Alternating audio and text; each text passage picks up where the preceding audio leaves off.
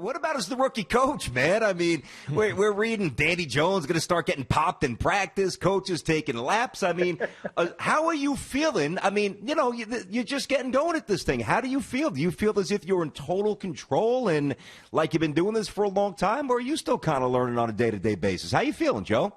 Well, look, we're always learning. Everyone is. Me, and most importantly, I'm learning on a daily basis every day. I try and learn from our players. I try and learn from other coaches.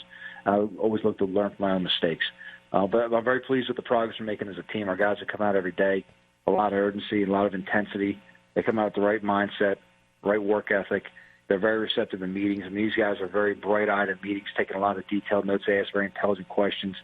They're making a lot of progress. I'm very proud of the work they're putting in. Joe, let me ask you this. So before you take the job, all right, it's I don't know if it's, well, I mean, I'll let somebody else say maybe it's an arduous. Well, I actually think it's a tough rebuild because when you lose for 3 straight years, as the Giants have before you came, you've got to eradicate a losing culture, and that's obviously job number 1 for you. But when you looked at the roster and you assessed everything before you took the job, and now that you're on the field with these guys every day, is the roster better than you thought? Or is it about the same? Are you more impressed, or is this kind of what you thought you were going to get?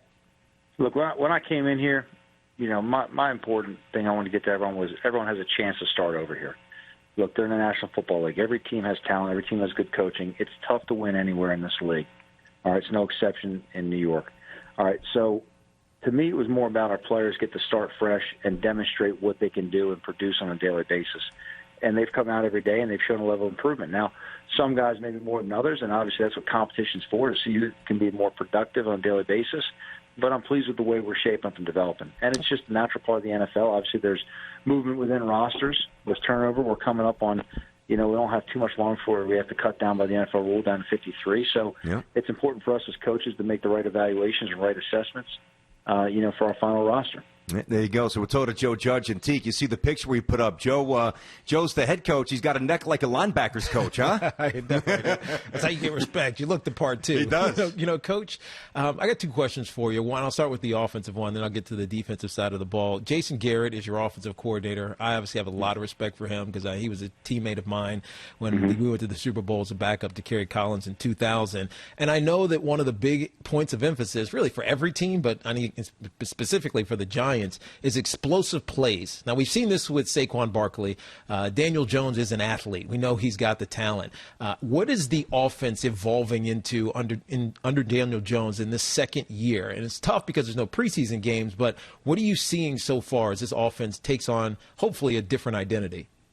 I'm pleased with being able to see the multiples that we can get into with some of our personnel. I like that. And obviously, Jason's doing a phenomenal job really shaping this offense.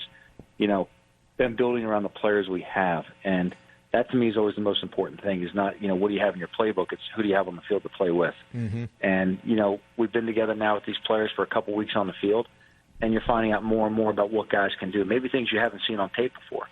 It's our priority as coaches not to put them in bad situations. Find out what they do well, let them do that, find a way to be creative and kind of let them do that through different camouflage settings maybe. So I'm really liking the way our players are coming out and involved, and I'm loving the way that the offense is taking shape right now. And, look, you've got to find out a lot about guys through the competitive situations. We have a competitive scrimmage tonight. Nice. That'll help us narrow it down a little bit more. Okay. But as we go, we always want to be evolving. Again, we have 16 weeks of regular season. The offense won't be the same for 16 weeks. We've got to do a good job as coaches to come up with game plans that allow our players to have, an advantage going in, okay, and trying to make sure that we can match our opponent's strengths on a weekly basis. We're talking to Joe Judge, head coach at the Giants, and Coach kind enough to carve out a good chunk of time. He's got the matchup tonight, or the control. What'd you call it again, Coach? Controlled scrimmage, you said? Yeah. Nice. I mean, really what it is, it's kind of like an inter-squad thing. I mean, for guys who are familiar, this is almost like having like a spring game in college, nice. if you would. So it's the most realistic chance we can give to give our players a night under the lights in the stadium, replicate what it's going to be like on, September 14th in terms of artificial noise and jumbotrons on, and streamer boards, TV timeouts, a halftime. Gotcha. Get them at least a feel for the things you have to prepare for. And that's some of the stuff with not having preseason games I think a lot of people lose sight of is it's a different feeling for a player to go out there and have an extended length warm-up and then have to stay warm and into a game throughout the flow. Normally these young guys don't play a lot till the second half at times.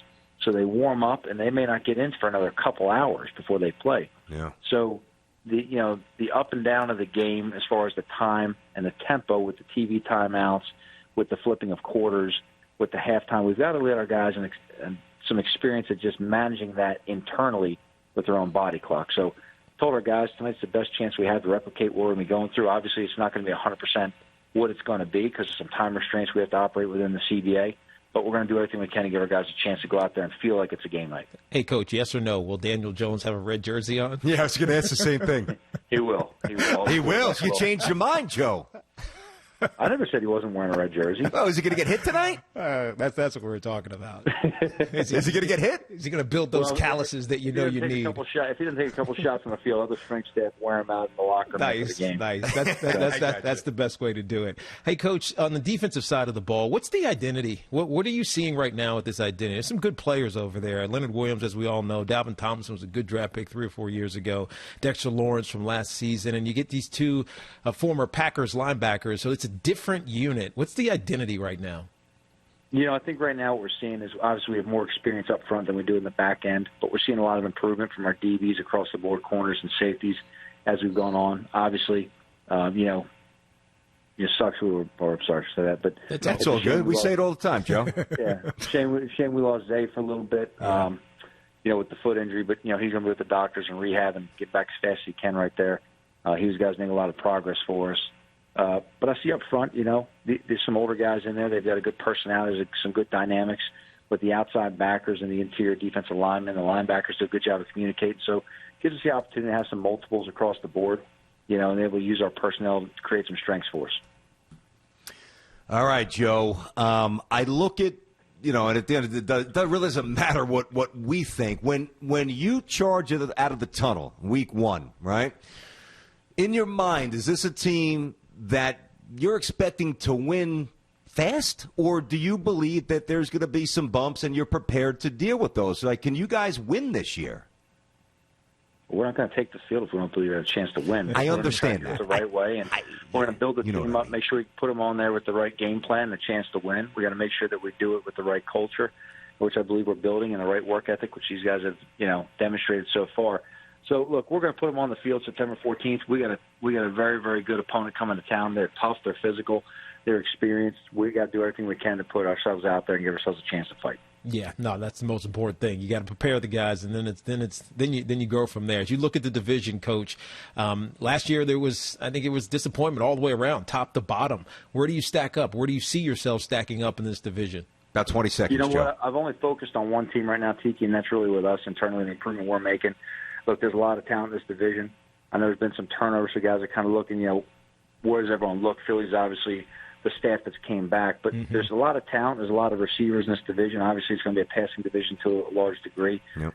But honestly, at this point, I've only really focused on us. I'll start flipping my focus, shortly over to the division and other opponents we have, and that'll start taking shape in terms of how we form our roster and how we start game plan, how we prepare going forward. Thanks for watching. Make sure you like and subscribe, and don't forget to hit that bell to be notified when we drop fresh content.